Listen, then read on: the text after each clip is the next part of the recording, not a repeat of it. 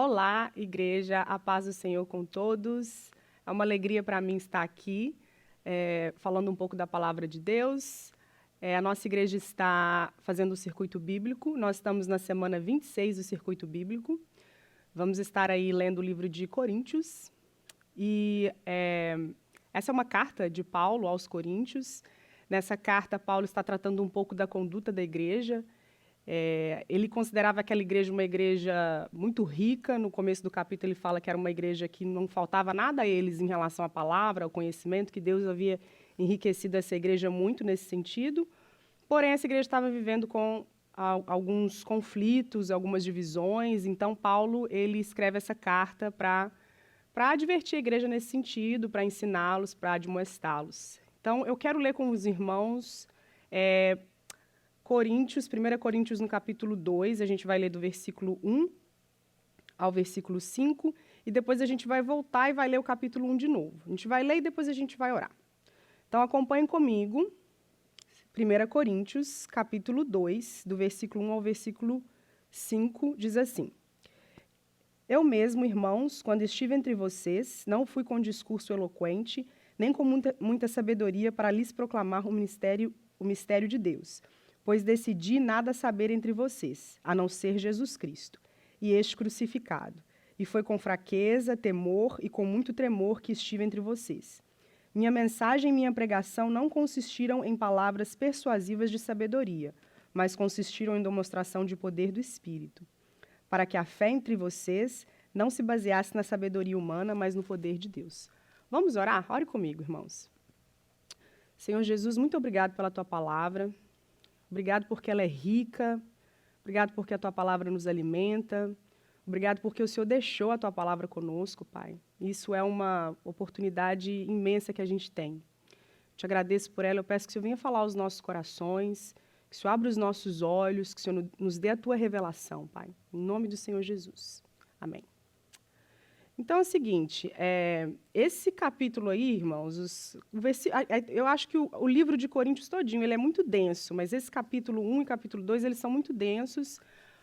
Então eu vou me ater a duas palavras que me chamaram a atenção, que é a palavra sabedoria e a palavra poder. Essa cidade de Corinto, ela possuía vários centros filosóficos, escolas linguísticas.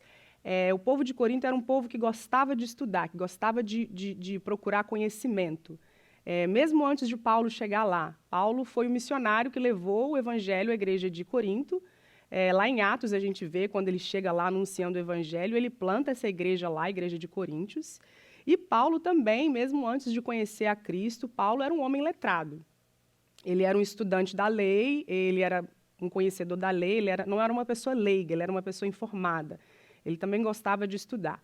Então, se tinha uma pessoa que poderia chegar na igreja de Coríntios e falar com muita eloquência e usar toda a sabedoria, a pompa, era Paulo, porque ele tinha essa capacidade. Porém, a gente vai começar a reler aí e a gente vai vendo o que o versículo pode nos ensinar. De novo, vamos ler no capítulo 2, versículo 1, ele diz assim: Eu mesmo, irmãos, quando estive entre vocês, não fui com discurso eloquente, nem com muita sabedoria para lhes proclamar o mistério de Deus. Eu aprendi duas coisas com Paulo aqui nesse versículo. A primeira é a minha conduta como ouvinte da palavra de Deus, como ouvinte da voz de Deus mesmo. Ele se colocou numa posição vulnerável. Ele deixou de lado o conhecimento dele, as palavras difíceis dele, as coisas que ele tinha aprendido, e ele se colocou vazio diante de Deus, para que o Espírito usasse ele para ele poder falar. E aí vem o meu questionamento para nós, né? Como a nossa posição como ouvinte de Deus, como ouvinte da palavra de Deus. Será que a gente está com esse coração vulnerável? Quando a gente pega a Bíblia para ler, ou quando a gente está ouvindo uma mensagem, ou quando a gente está num estudo bíblico? Ou será que às vezes a gente tem aquela atitude de, já ouvi isso, o pastor está pregando isso de novo, já sei que Jesus me ama, e aí daí você lê o versículo e você fala, mas já li isso aqui várias vezes.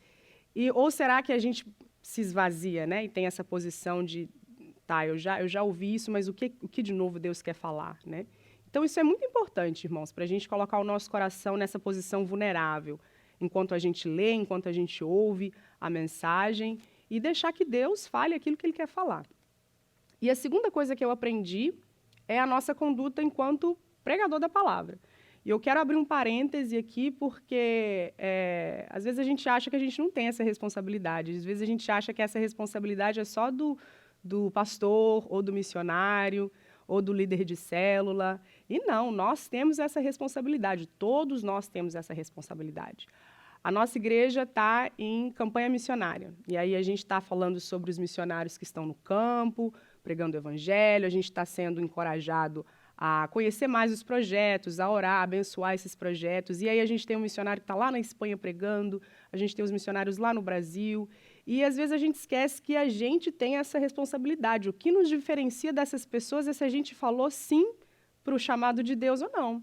E a convocação de Deus é para todos. Então, todos nós temos essa responsabilidade de estar pregando a palavra, de estar levando a palavra onde quer que a gente esteja. Né? Então, fecha a parêntese aí. Então, essa é a minha conduta como pregador da palavra. O que eu aprendi com Paulo aí nesse versículo? É que, como pregador, eu também preciso estar vulnerável, né, a Deus. Eu preciso também, às vezes, colocar a minha pressuposição das pessoas que eu estou conversando e deixar o Espírito usar a gente. Às vezes Deus quer usar, mas às vezes a gente se sente tão preparado, a gente já tem tanta frase pronta, versículo pronto na cabeça, que às vezes não flui.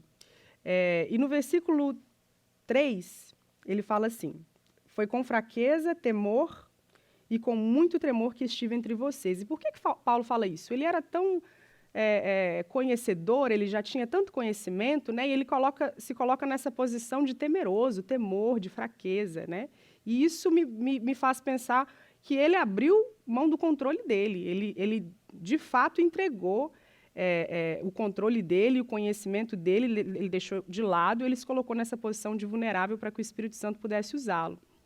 Ou seja, não é o que eu quero ensinar as pessoas, é o que Deus quer ensinar.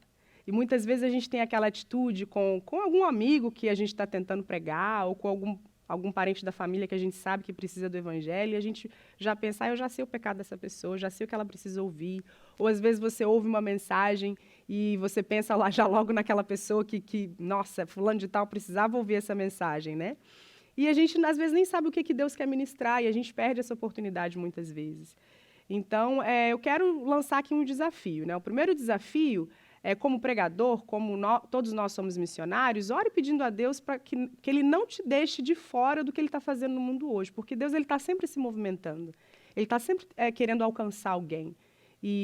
Então, faça essa oração, sabe? E depois me conta os testemunhos. E quando você tiver uma oportunidade, seja aí no seu trabalho, seja na sua família, seja na sua escola, de testemunhar e de falar do amor de Deus, faça essa oração se colocando na disposição de Deus, porque muitas vezes Deus quer falar alguma coisa que você nem sabe que Ele quer falar. Mas se você se coloca nessa posição vulnerável, o Espírito vai poder te usar. E aí você me compartilha depois o testemunho.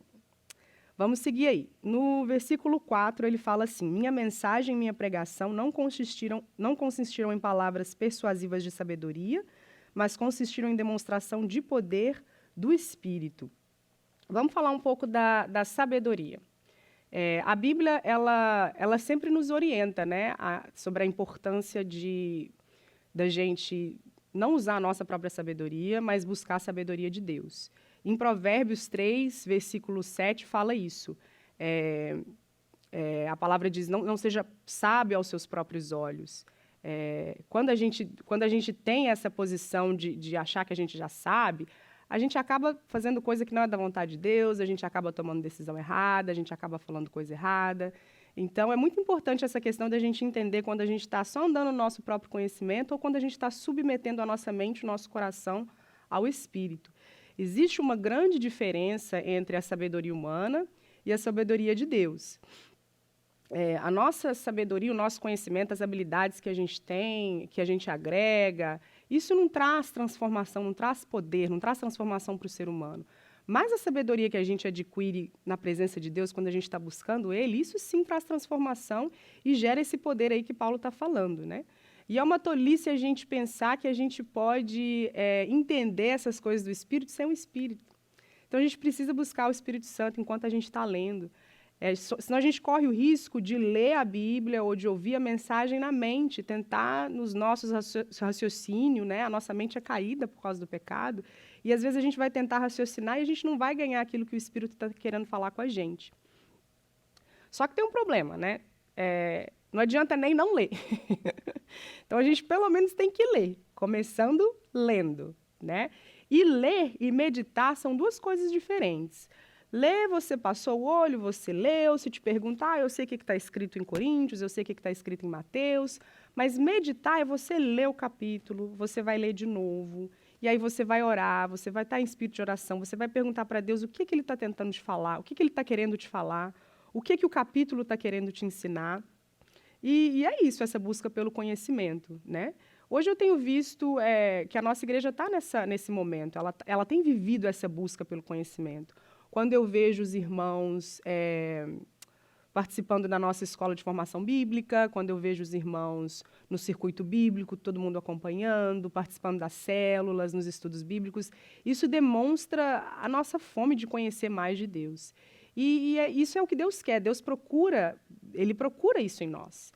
Tem um versículo que eu gosto muito, que está lá em Oséias 6,3, que fala assim: conheçamos o Senhor e esforcemo-nos por conhecê-lo.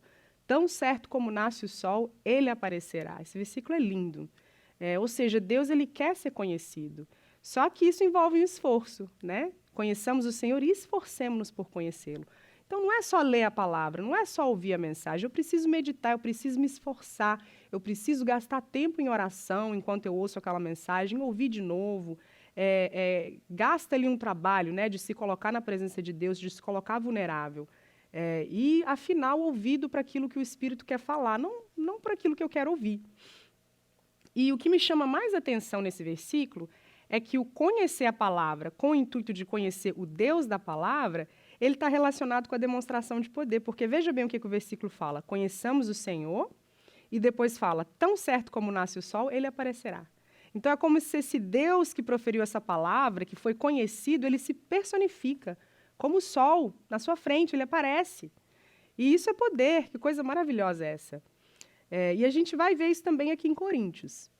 Então, veja bem, vamos lá em 1 Coríntios 2, 1 e 2, mais uma vez, vamos ler lá. Eu mesmo, irmãos, quando estive entre vocês, não fui com discurso eloquente, nem com muita sabedoria para lhes proclamar o mistério de Deus, pois decidi nada saber entre vocês a não ser Jesus Cristo e este crucificado. Então, Paulo, ele abriu mão das palavras difíceis, da eloquência dele, do conhecimento dele, e ele deu lugar a Cristo. Ele deu lugar ao conhecer Cristo. Ele diz, eu decidi nada saber a não ser Cristo. E aí o que acontece? Se a gente ler o capítulo 4, fala assim: minha mensagem e minha pregação não consistiram em palavras persuasivas de sabedoria, mas consistiram em demonstração de poder. Então, aqui o conhecimento de Deus, o saber Deus, ele está, mais uma vez, relacionado com a demonstração de poder. E esse poder que a Bíblia fala, ele não é o poder na nossa concepção humana, né?